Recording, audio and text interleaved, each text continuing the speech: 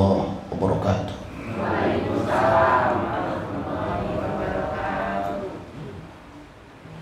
Alhamdulillahilladzi tasawwaba bil kamalat. Wassalatu wassalamu ala sayyidina Muhammadin alladzi uida bil mu'jizat wa ala alihi wa ashabihi fa'alul hasanat wastadibul munkarat. Amma ba'd. Yang sangat saya hormati Kersa Ibu Hajah, di mana beliau sebagai pimpinan dan sesepuh ini majelis. Semoga dengan kumpulnya kita pada kesempatan ini menambah sebab datangnya ilmu daripada Allah Subhanahu wa taala dan menambah keberkahan buat kita kehidupan di dunia dan akhirat.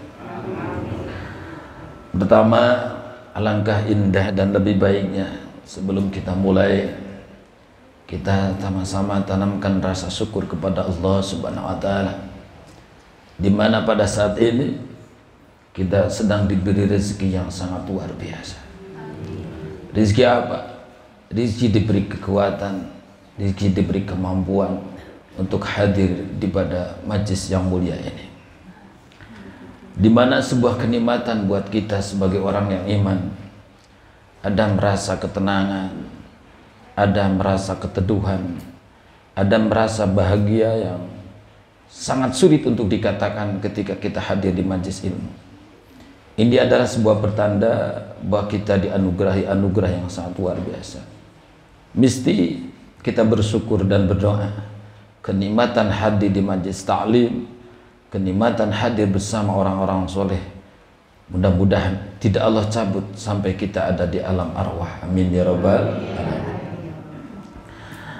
Pada kesempatan ini saya sedikit akan memberi sebuah penjelasan tentang sebuah kalimat yang sangat begitu istimewa, di mana untuk sebagian orang ini agak diselewengkan, yaitu kalimat la ilaha illallah.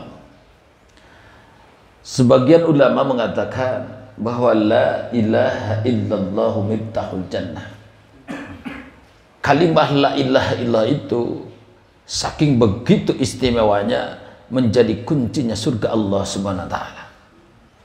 Artinya adalah siapapun tidak akan mungkin masuk ke surga kalau belum pernah mengatakan la ilaha illallah. Bahkan bisa dikatakan siapapun tidak akan masuk surga ketika tidak mengerti kata-kata la ilaha illallah.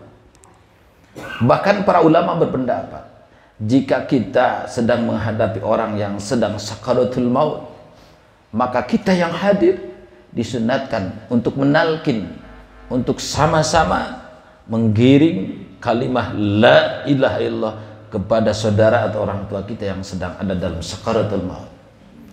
Nah, bahkan selanjutnya, jika sakitnya sudah makhluk, sudah begitu mengkhawatirkan, ada ulama yang mentarjih tidak usah kalimat la ilaha illallah, udah saja yang lebih singkat, yaitu kalimat Allah.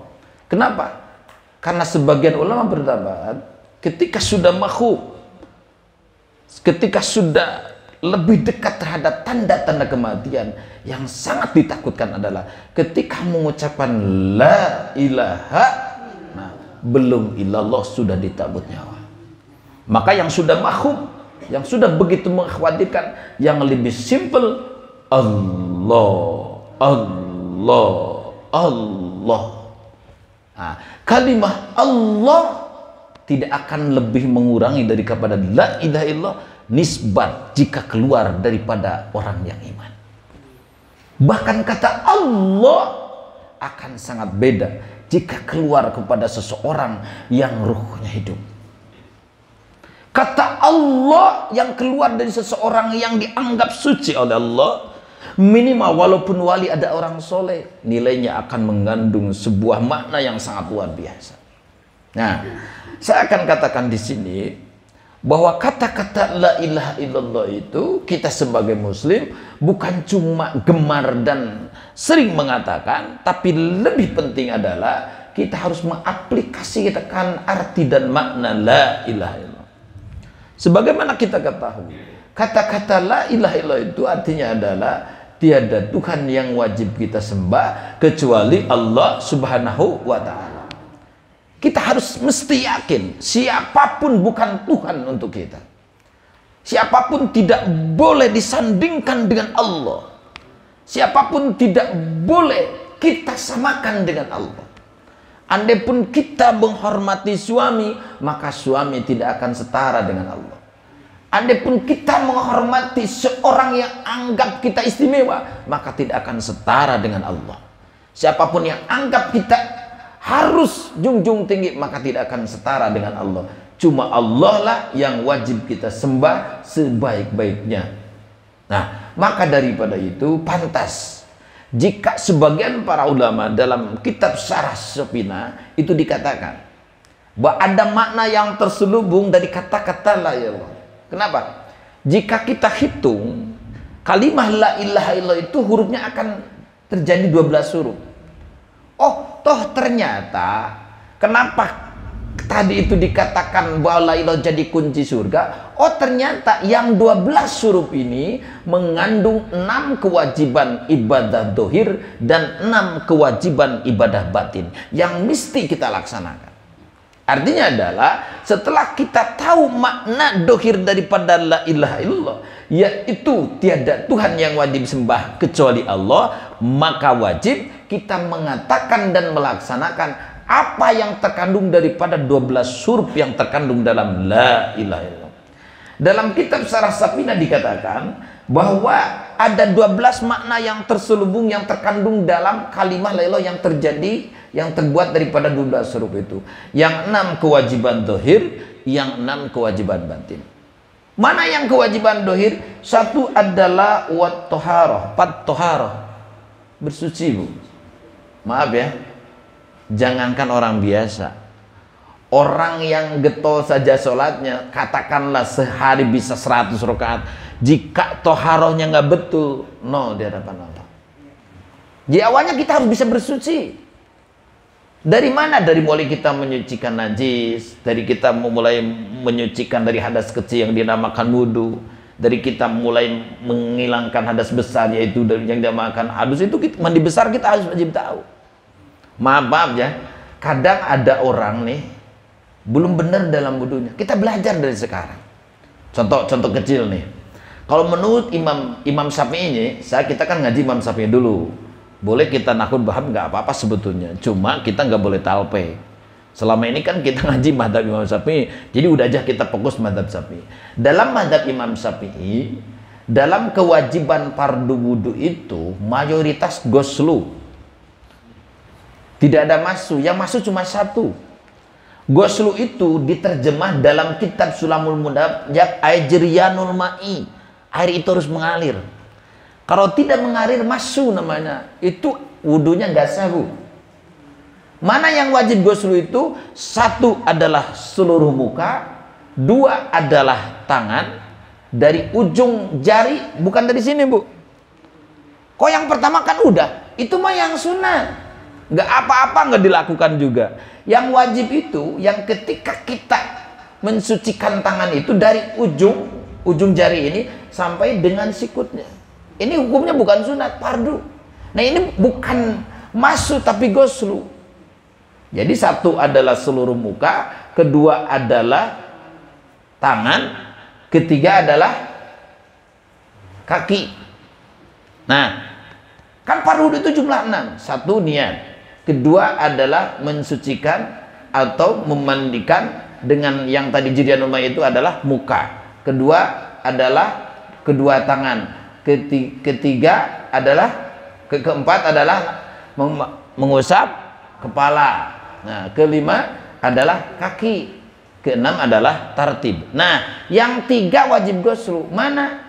Muka, tangan, dan kaki. Nah, khusus yang 3 ini tidak sah ukur sekedar kita usap, Bu. Yang contoh gini, Bu.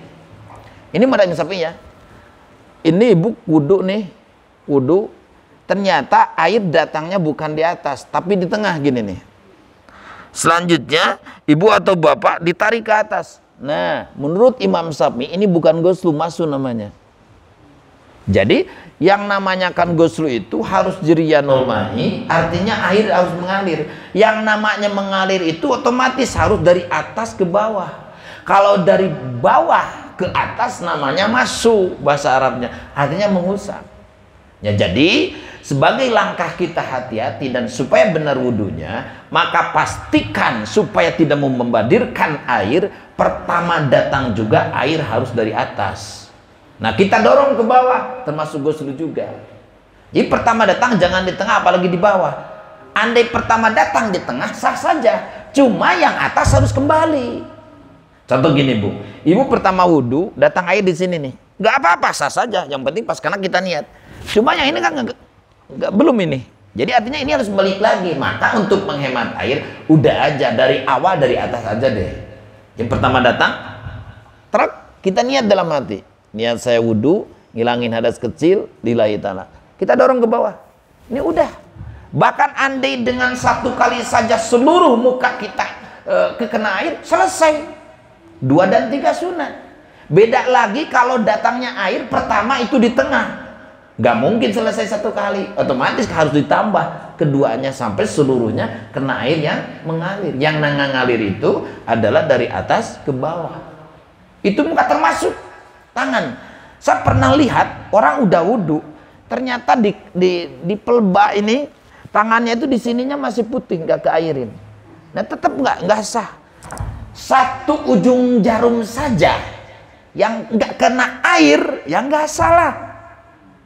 Karena kan harus seluruhnya dari ujung ini nih, dari ujung jari ini sampai sikutnya, bukan sampai sikutnya, dengan sikutnya. Karena kembali kepada qawaid usul fikih, kullu ma la yatimul wajibu illa bihi, bahwa wajib. Sebetulnya emang awalnya sampai sikut, tapi kan nggak sempurna seluruh tangan kecuali harus dengan sikutnya, ya berarti sikutnya juga wajib. Nah, jadi artinya praktek kalau tangan gimana? Ada 2 solusi. Solusi pertama, emang dari awal kita kocorin sama keranjang, nggak apa-apa. Diginiin nggak apa-apa. Yang nggak boleh gini. Kita air ambil sama tangan, digini-gini. Nah, ini nggak boleh. Ini masuk namanya kalau Imam Syafi'i. Namanya masuk ini, nggak boleh. Jadi harus air mengalir. Kalau mau tangan nggak apa-apa, tapi harus diginiin. Ya itu kan akan nggak sulit lah.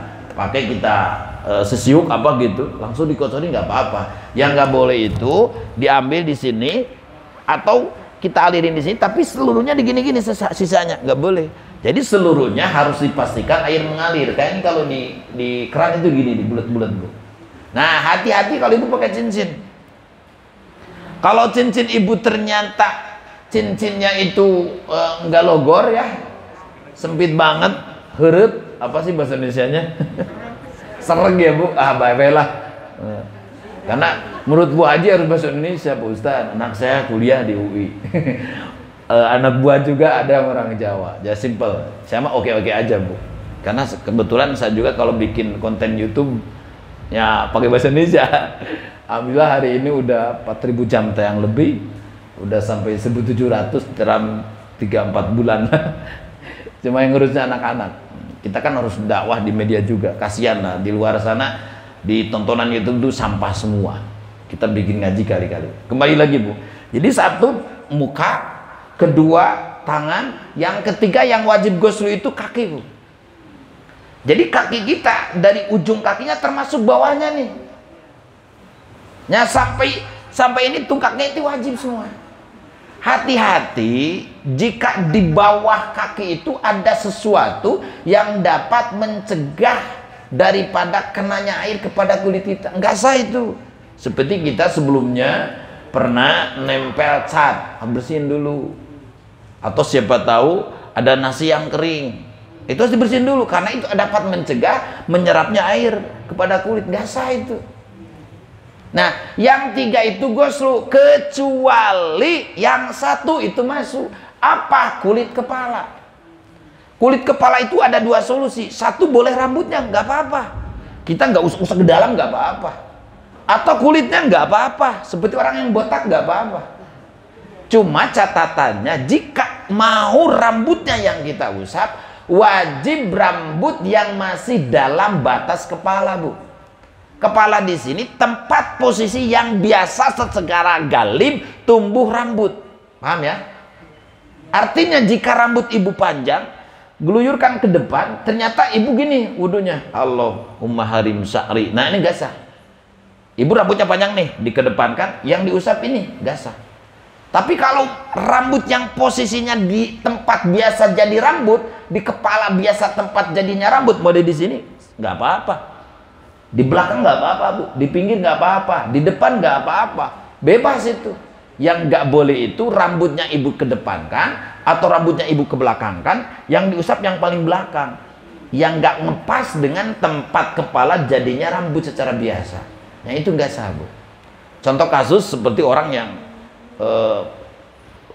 baru-baru dangdan gitu, takutlah dikusutin, nggak apa-apa, cuma diusap saja nggak apa-apa kalau rambut mah, nggak usah digucurin gitu, nggak, cuma rambut, cuma dengan catatan si tangannya harus tangan baru terbasuh dengan air yang suci dan mensucikan. Kalau tangan bekas tadi nggak sah. Contoh gini, ibu sesudah muka langsung kan tangan, nah udah tangan nggak dibasuh lagi langsung pakai kepala, nah itu nggak sah, harus dibasuh lagi sama air, langsung ibu usapin kepala. Nah ini salah satu contoh saja, Bu, masalah wudhu. Nah selanjutnya selain toharo, apa kewajiban dohir kita? Adalah apa? Wassalat. Jadi hikmah yang terpenting dalam itu sholat, Bu. Apakah ibu sudah sholat? Ya alhamdulillah. Tapi dengan pengajian ini mudah-mudahan level kelas sholat itu kita itu meningkat, Bu. Kalau syarat rukunnya ya insya Allah lah, saya percaya Ustaz di sini juga suka mengajarin.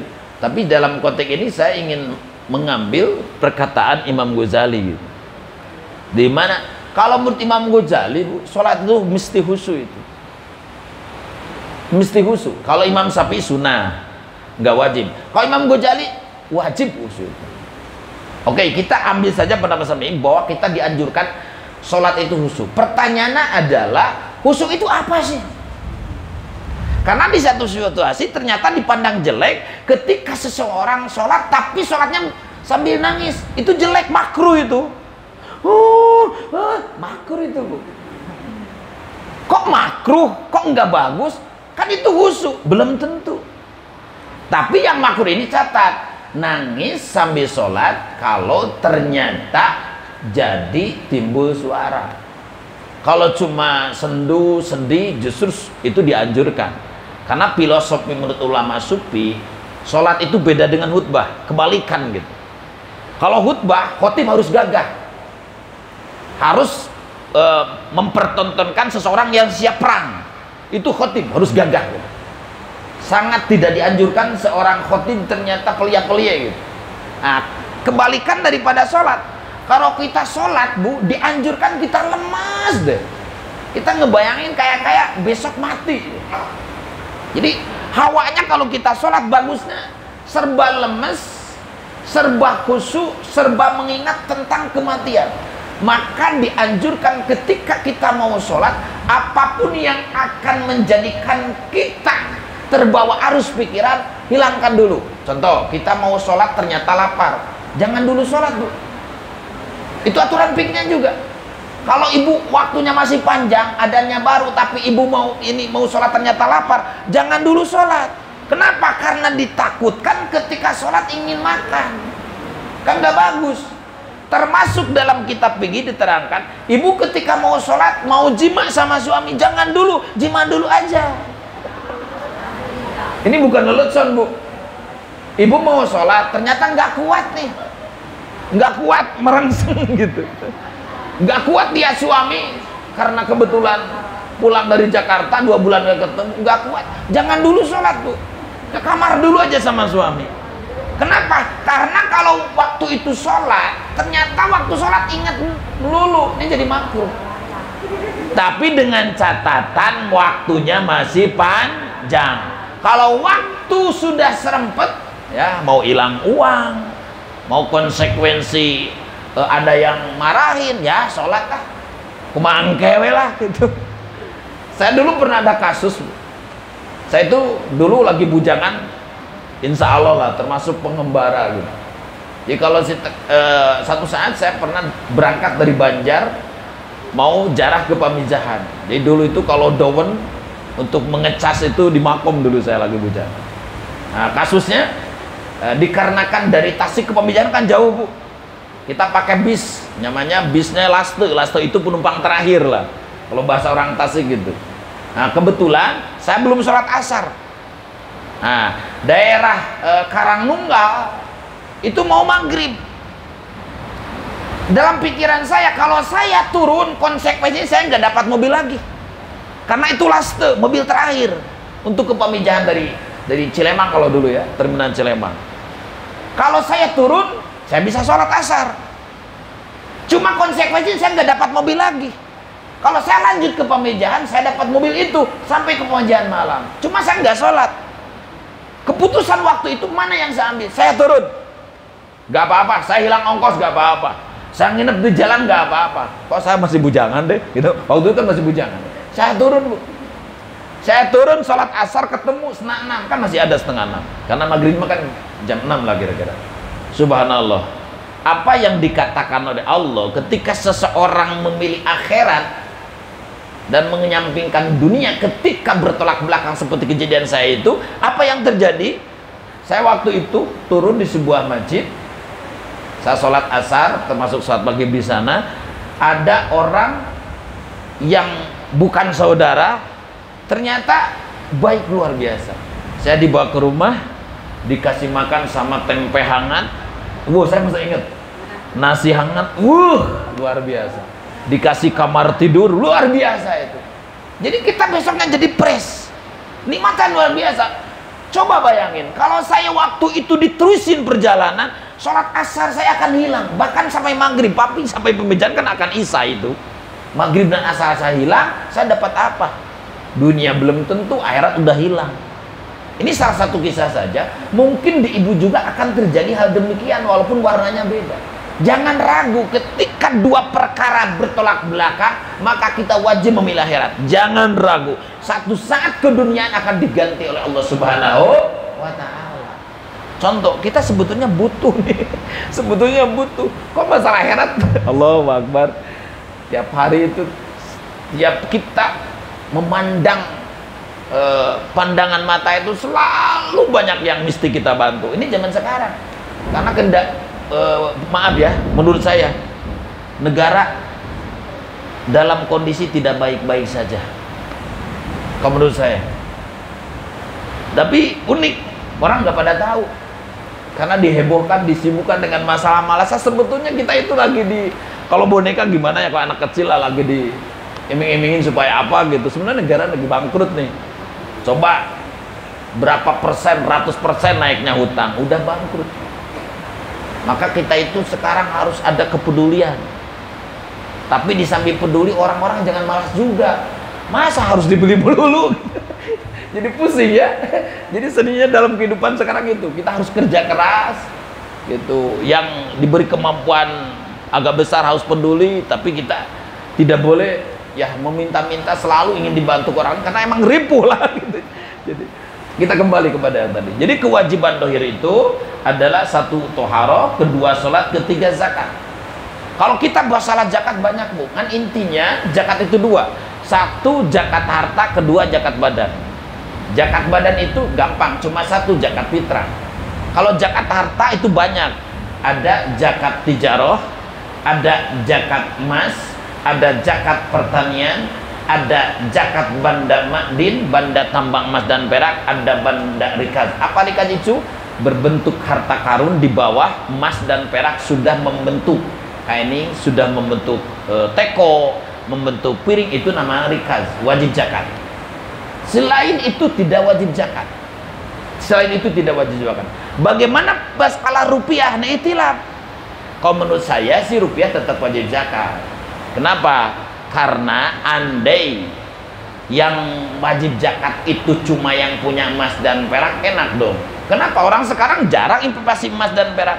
Selalu investasi itu adalah rupiah. Ketika rupiah jadi investasi, menyimpan untuk investasi, maka dikiaskan dengan emas perak, wajib zakat. Kecuali si rupiah tersebut bukan niatan kunyah. Kalau dalam bahasa mu'in kunyah, tidak memasuk investasi, maka itu tidak wajib zakat. Selanjutnya kewajiban dohir kita itu adalah puasa. Puasa yang wajib itu cuma 3, Bu. 1 puasa Ramadan, 2 adalah puasa kiparat, ketiga adalah puasa nadar. Selain itu sunnah. Apa puasa nadar? Puasa kita wajib janji. Contoh, saya janji kalau ibu saya lekas sembuh daripada sakitnya, saya nadar akan puasa 3 hari. Jadi wajib ketika betul ternyata sembuh. Kalau nggak sembuh belum wajib. Itu nadar namanya. Atau tidak ditaklukkan, tidak dikaitkan sama sesuatu, langsung aja kita nadar. Ya Allah, saya nadar besok akan puasa 3 hari. Ya wajib itu. Nadar itu urusan janji kepada Allah. Ada juga kiparat yamin. Itu berbentuk puasa 3 hari. Kalau ibu sumpah palsu kan wajib kiparat. Saya nggak ngerti, bahkan saya nggak kepikiran semesta orang-orang yang di jalan itu yang begitu gampangnya menyebut demi Allah nying, Allahu Akbar, yang gaibnya demi Allah. Astagfirullahaladzim. Gak baik, Bu. Awas kalau hati-hati ya, siapa tahu anak ibu atau itu. Jangan.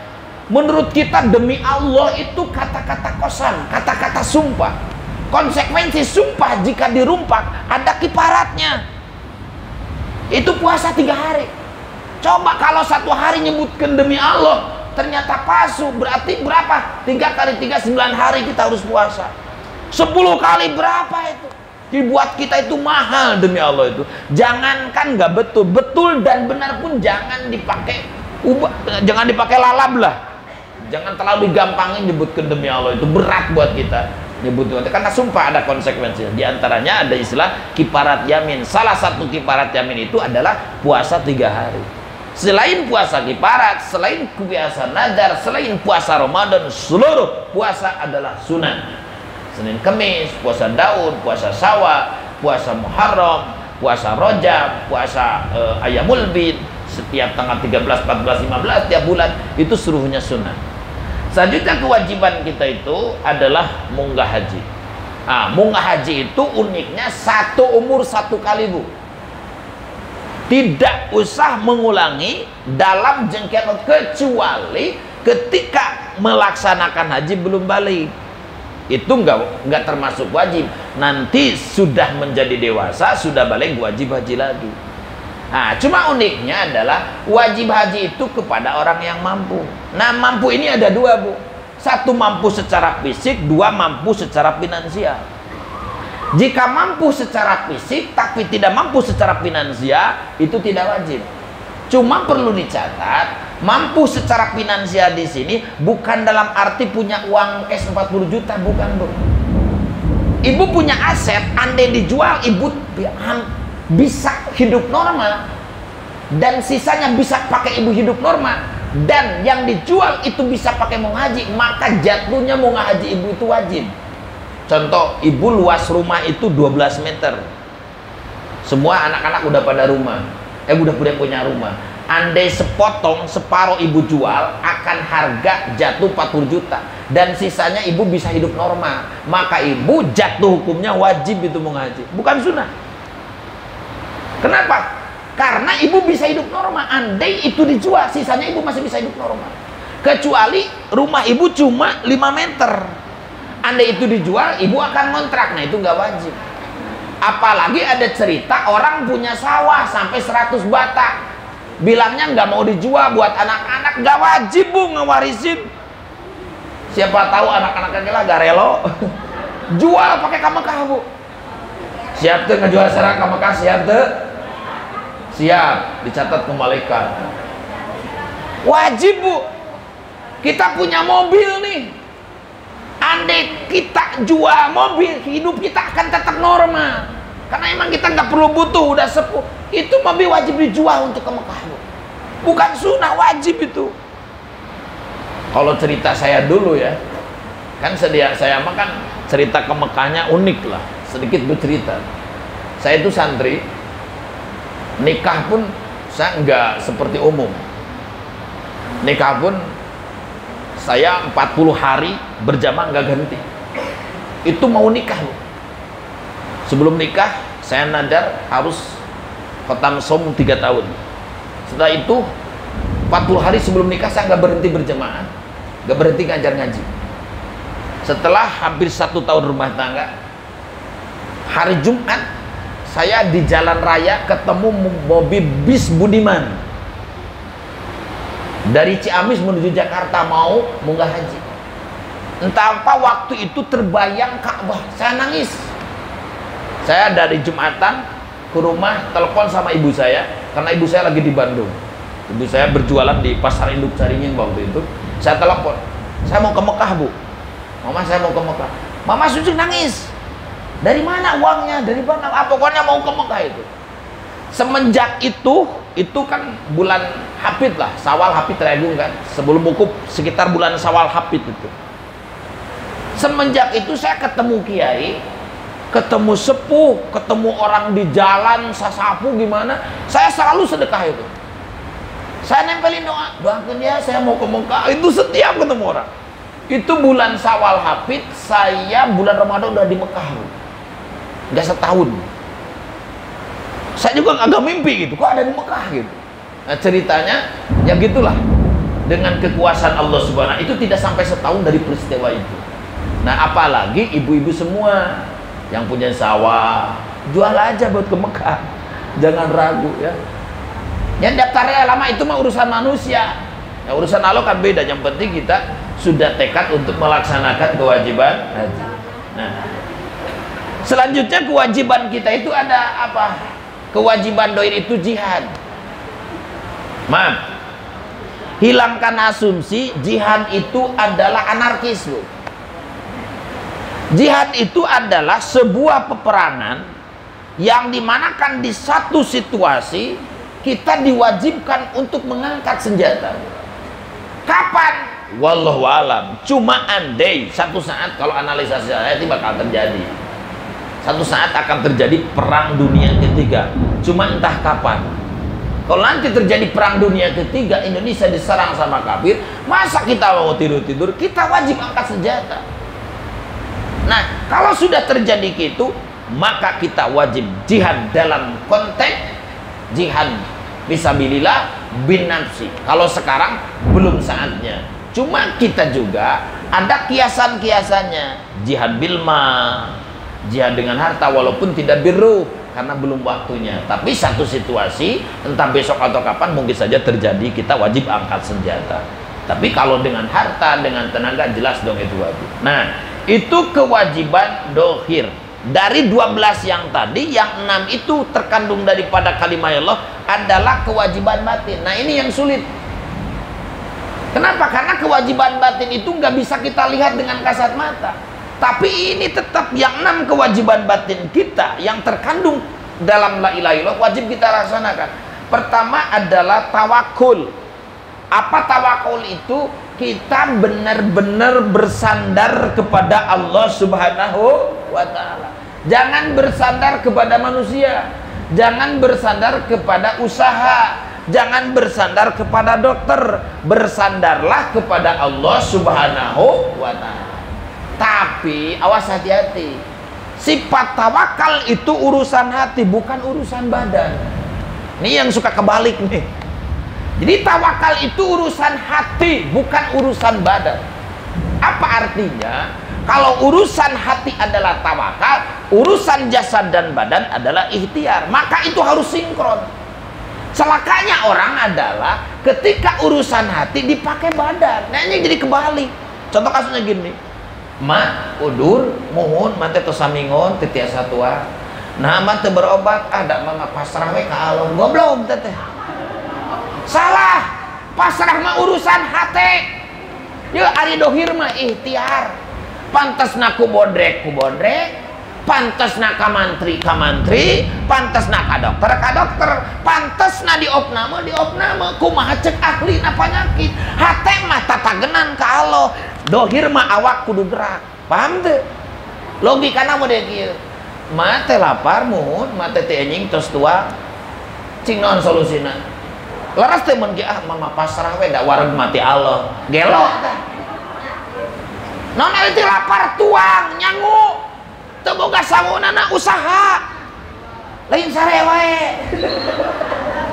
bah geus sepuh mah gampang mah pajeg we anak teu naon hukumna halal mah pepenta ka anak halal karena itu dawil purud Bu ngan lamun mah pepenta ka batur ulah ngahinakeun diri sorangan mah ulah pun ka anak mah bae da mage baheula diriweuhkeun teke we teu mere mah ai ka anak masuk kepentaan da anak ieu teu naon ceuk syariat ge ulah mang mah mak teu boga mau kena sok penta da jam maranehna barokah mah ulah ternyata mau kena mah geus bau lada loba cimeutingan ari anakna motorna alus kana bogaan mobil ari imam aduh laknata anakna begitu mah nya Allahu akbar wangsulan deui Bu jadi kewajiban hate batin orang itu pertama tafwid pas tawakul bertatagenan ka Allah Subhanahu wa taala tapi tawakal teh urusan hate ceuk ibadah urusan dohir mah lain cicing lain tatagenan urang ka Allah tetep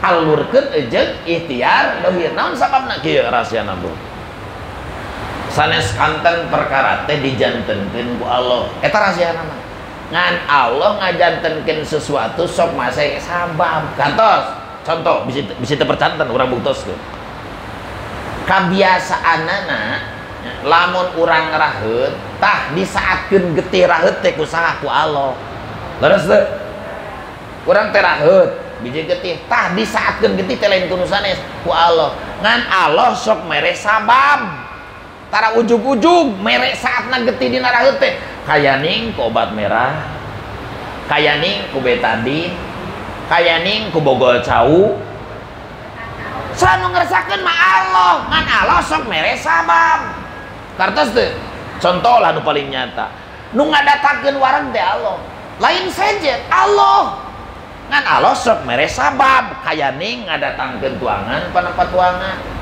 atau ayana wareg teh ternyata loba masalah jadi daek dahar lebih kata daek sare sabab ti Allah tugas orang adalah Ibu eta rahasiana wajib nuturkeun adat sunatullah anu berkoneksi karena perkara sae wajib tuturkeun contoh nu tadi adat Allah sok nyageurkeun raheut teh sok ku betadin datangkeun betadin dohir mah hate mah tatagenan ka Allah mode kitu ulah mang tetep nu nyageurkeun nu ngageringkeun nu ngawaregkeun nu mana ngalaparkeun nu ngaapapunkeun termasuk anu ngamadaratkeun nu ngampatkeun teu aya nu sanes kecuali Allah Subhanahu wa taala ngan urang secara badan wajib nuturkeun adat istiadat sunatullah anu menuju kana kasaya contoh kieu Bu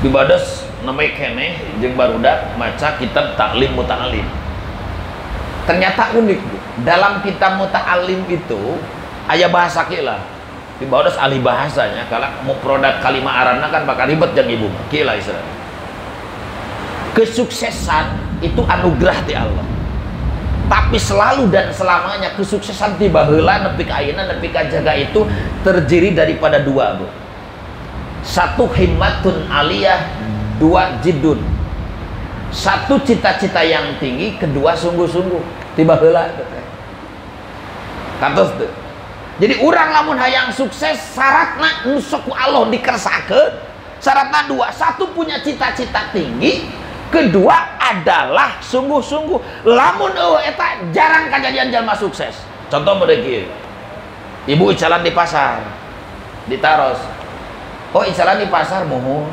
badena icalan teh cing kumaha maksan ieu mah tah nganggur we di imah mah maju nya tah nganggur we eta mah pasti da sugesisna geus negatif Bu sugesisna udah negatif. Nah beda lagi ketika ibu jualan di pasar niatna wow mulia banget jualan di pasar itu menggunakan umur hayang ngabayuan anak pemajikan hayang mereka tetangga hayang ngamekahkeun kolot hayang kabeli mobil mun tetangga ke rumah sakit bisa diantar tek maralus maju Bu semangat nih Bu nah bisi teu percanten tentang himmah aliyah ya maka harus koneksi juga dengan naon sungguh-sungguh tiba heula cek dina taklim kitu aya cenah artinya cita-cita mah tinggi contoh nu bieu beuceuk dicalan di pasar mohon cing aya naon aya beuceun ke pasar beuceuk mah gede ka hayang mah, hayang bisa ku Allah dianugerah rezeki nu loba, mah hayang sina ka Mekah, budak kabeh sing sakola sina masantren, hayang bisa mere kata tangan gede cita-cita nama, tapi ternyata tidak sungguh-sungguh. Ini ka pasar jam 8. Behakeun balanyana gitu. Ketika usum balanya batur ngoprek HP. Ah, goblok atuh jualan gitu mah. Balik deui yang balanya ge. Di jongkok pabalatak segala aya cangcut kutang. Wah, ijideun balanya teh. Moal payu. Moal maju kenapa? Karena tidak sungguh-sungguh. Jadi cita-cita yang tinggi itu harus sinkron. Mun bahasa yang nama harus sinergi tak gitu so-soannya karena sebut sinergi harus sinergi jeung jeung sungguh-sungguh jadi ngeklop bu pas contoh nu tadi cita-cita na tinggi ngurus dagangna oge sungguh-sungguh initna tanginas ketika aya nu nawar supel enak dibawa bicara rek meri kentin penting pelayanan ketika aya data penjualan tulis duit saha tulis usaka hayangna bae pajarkeun bati pada modal nasi dahar kan gitu itu ciri sungguh-sungguh teh pula rasa gitu sungguh-sungguh teh kan teorina dijalani kan budak ayeuna nu lucu nih budak ayeuna saya dieu nya ditun pibados mah kerek gawe saeutik di Indomar atau di bengkel di Yamaha kerek sabulan geus nganyuk motor gaji 4 juta cicilan motor 1.800.000 kontrakan imah 500 jang bensin 500 beak sia teh salah atuh teh gitu mah lain Allah teu kawasan ngajadikeun beunghar maneh nu salah mana teorina tapi bodos mana kampung sok dipapatan ku pun eyang kumaha bu mun gaduh artos ti anakna jeung incuna ditalian kana karet diabuskeun kana kutang kolot baheula mah gituin atawa diabuskeun kana kolong kasur geus kitu ini ka Bandung ka Kiara Condong ka anakna ternyata balik teh mawa emas bu duit nu digerentel teh geus gede belikeun sawah tah kolot baheula mah kitu budak ayeuna mah beda can waktuna geus beli motor HP boga geus nganyuk deui sia mah goblok atuh kitu mah urat miskin ari kitu mah lain Allah teu kawasaeun maneh nu salah udah nya matak sebu baheula mah pala dinter gitu da uing mah jadul lah bae dididik ku budayang teh kitu jadi lain pedit deh lain pedit cirina teu pedit dah uing masantren bakal baheula jutaan gitu karena apa lah betul di pesantren itu sampai jutaan artinya beliau-beliau itu bukan pedit tapi bahasana piraku atur rezeki teh pakana podol wungkul gitu rin bahasa sebut aturan rumah tangga geus 20 tahun kan teu boga imah aya we ngontrak ari shopping mineng salah maneh mah salah teh boga imah heula ka mode-mode kitu bu jadi harus sinkron harus klop antara cita-cita nu luhur jeung sungguh-sungguh hayang boga rezeki kumaha carana ada Allah nu ngeresakeun malah kumaha engke lain kitu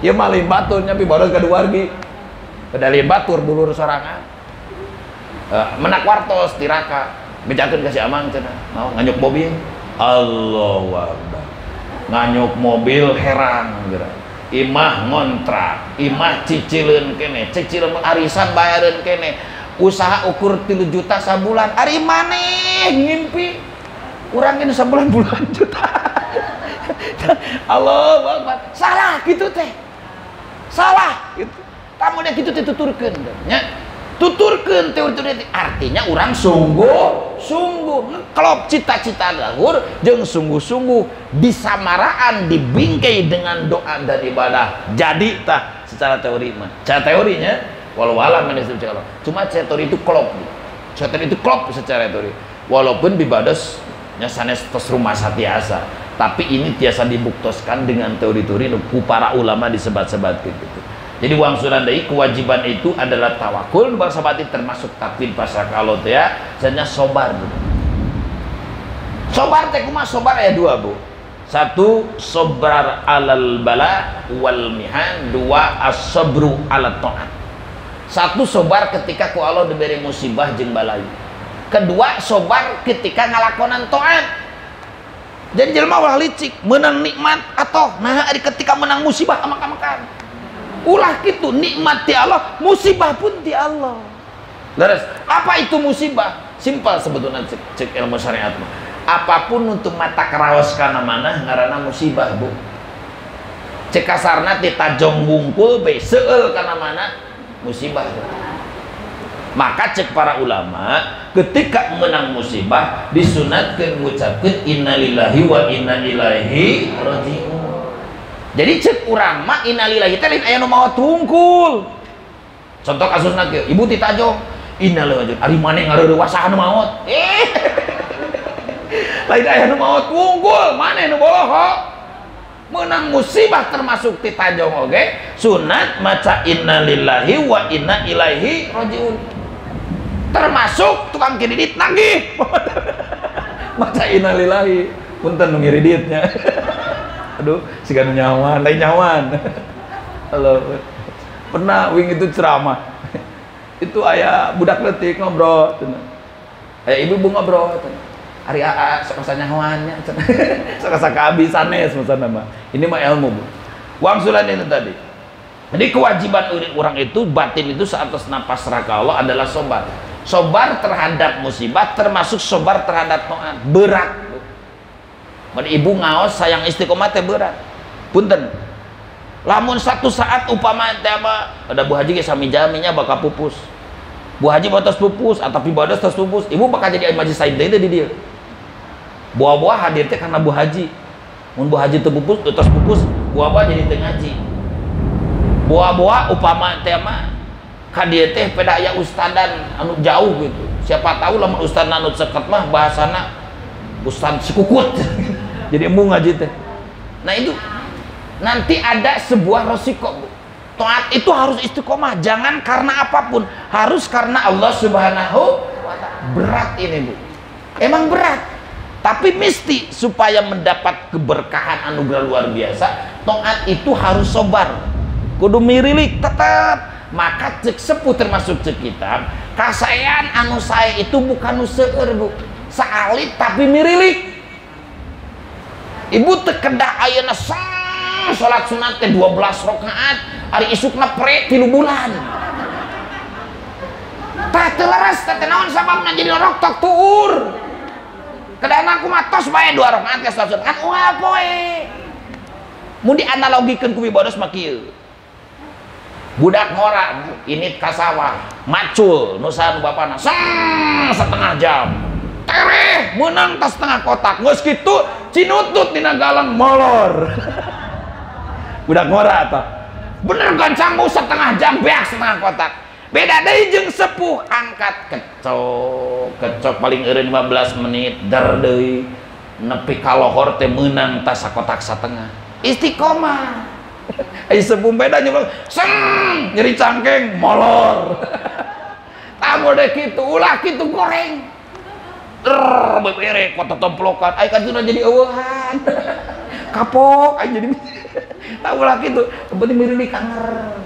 Aya jatah gede kitu lah Ibu. Jadi kasayan nu saya teh sanes ku ageung, tapi ku secara istiqomah. Ibu itu harus sehat Bu. Saya nitip ya. Ibu harus sehat. Kenapa hidup itu harus happy Bu? Harus bahagia. Lamun ibu gering bisa loba sedih. Mun ibu loba sedih bisa ngarasula. Aduh kalau sing sehat. Cuma nu tadi Bu. Sehat ge pamere alongan alosok mere asbab. Contoh punten ibu itu rentan stroke karena usia di atas 60 Bu. Cuma kuncinya so ibu itu stroke, jangan bebani pikiran secara lebih Bu. Happy saja Bu. Aya masa gampang Bu. Gitu aja kok repot. Lah gitu. Mun boga masalah gitu. Mun boga masalah anak tojonya Pak curhat, usaha teu maju, bangkrut ini itu mah. Ujang gitu aja kok repot. Jadi buah mikiran bisa stroke. Terus kolot karunya. Puntennya, ibunya loba pikiran, dahar ukur jeung asin jeung uyah. Nutrisi tidak sesuai Bu. Pantas nanti ada penyumbatan darah di saraf, namanya stroke. Pibedos lain dokter ngan sekedikna sok baca. Jadi ketika ada penyumbatan darah di otak namanya stroke, gak jalan Bu. Hateh yang ngusikeun teu usik. Memang gak jalan di sarafnya. Jadi penyaluran darah di jantung gak berjalan, tersendat. Asbab naon banyak pikiran Bu. Maka para ulama mengajarkan hidup itu harus bahagia. Hilangkan asumsi bahagia itu harus mahal. Orang-orang di sana yang ngerti agama punya asumsi bahagia itu harus ke hotel, bahagia itu harus ke pantai. Tidaklah. Kadang begitu malah pada doraka, enteru-enteruan pakai cangcut tungkul ke Allah. Siapa masalah? Tak bahagia manaon di lingkungan urang. Aya yatim ngaliwat, duit 2000 pasikeun bahagia. Tah eta teh terapi, Bu. Sampai ketika biasana fitrah di Allahnya jelema salarea lah rek bangsat rek tukang maling ketika ngabungahkeun batur hate sok bunga, Bu. Teh halus kana jantung teh, Bu. Mata semar direpres sama di komputer mah gitu tah. Jadi ibu lamun hoyong sering ngarepres saraf, ulah loba pikiran sing loba sedekah. Siap teh? Yang murah-murah saja, Bu. Gaduh peuyeum sok katatanggakeun. Ulah ngesaseum kakara dibikeun aya sia masalah teh. Piceun saya teh ngesaseum mah. Mesti dipake dipikeun lain bager gitu mah. Urang teh sabarna butuh ieu teh aya saleter ieu teh. Kan itu karunya tetangga bieu pasea jeung salakina kadenge karena dagang narugi sok gantungkeun dina dena ulah hareupeun umum nyai yo beas yo bisi teu boga ari kitu mah tuh eraeun gitu sing tartib sok tulisannya dina mana na kertas alusan na keresek tulisan just for you gitu. Duh ingat baheula ke di pondok just for you. Terang just for you. Teu terang hanya untukmu. Untuk salin. Apa gitu, Bu? Halal tuh mun di Arab kan halal gitu. Halal haji halal, teh halal, Bu. Mun di Arab gitu tuangan seueur gitu. Tama gitu. Jadi ulah mere bari ngerakeun ngera. Sok aya. Nyai maneh teh teu boga mau kena tah diocok. Kos di pasar induk. Maneh mah ngomong ku terminal, teu kudu kitu. Korea aing mah era. Sok aya nu gitu teh. Quran mah?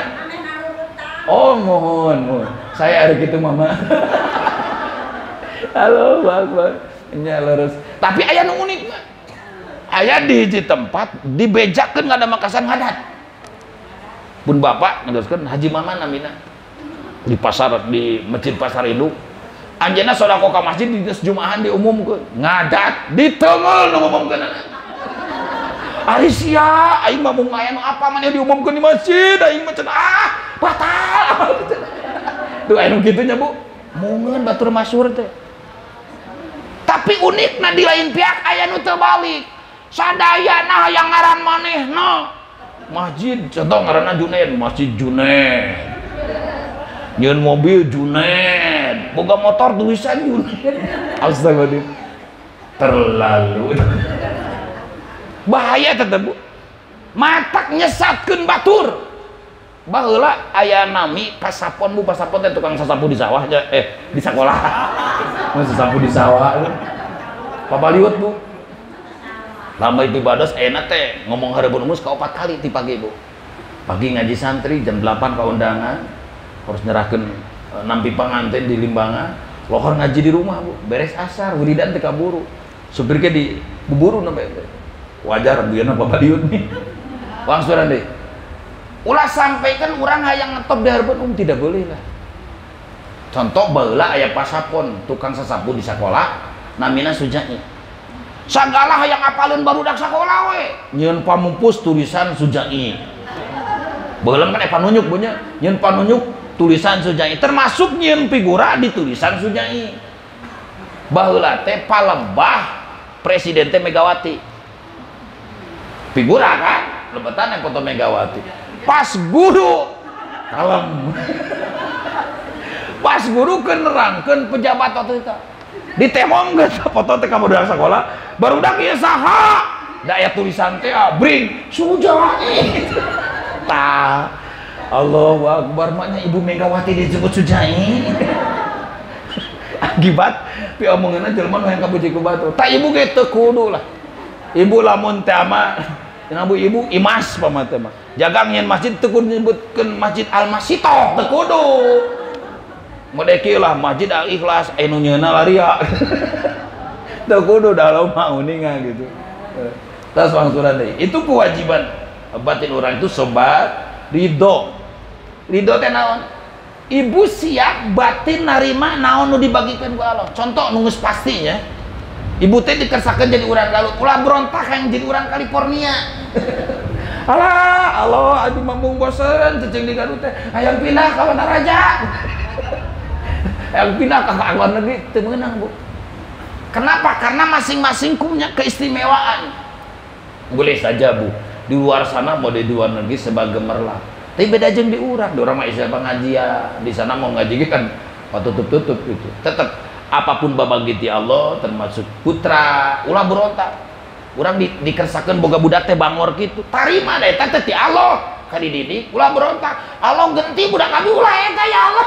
Itu mah digenti. Da mah bisa digenti. Komo ya Allah ganti salagi mah bisa. Maneh nu dipecat kan. Teu kudu. Sing ngiri do eta teh pamere ti Allah Subhanahu wa taala. Saja zuhud. Di kewajiban batin utang zuhud. Zuhud itu bahasa sunana tapa.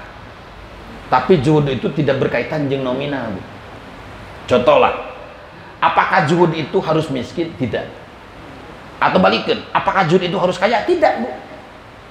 Artinya adalah orang zuhud itu dunia tidak sampai hati, cuma sampai tangan saja.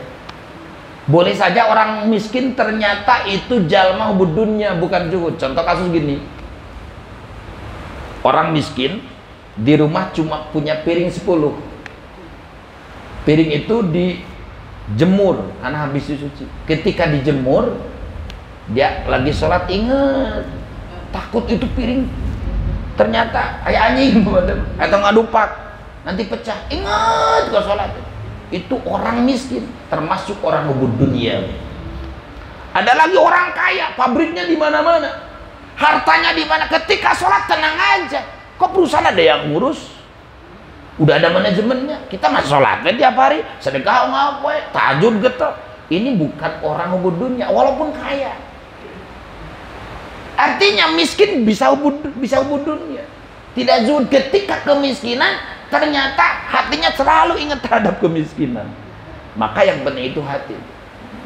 Boleh saja secara finansial kita lebih, ketika hatinya terfokus kepada Allah, dunia sekedar di tangan, itu termasuk zuhud. Sebaliknya orang miskin, ternyata kemiskinan yang jadi lupa kepada Allah, itu termasuk hubudunnya. Terima kasih. Cukup sekian, mudah-mudahan berkah dan manfaat. Wabillahi taufiq wal hidayah. Wassalamualaikum warahmatullahi wabarakatuh.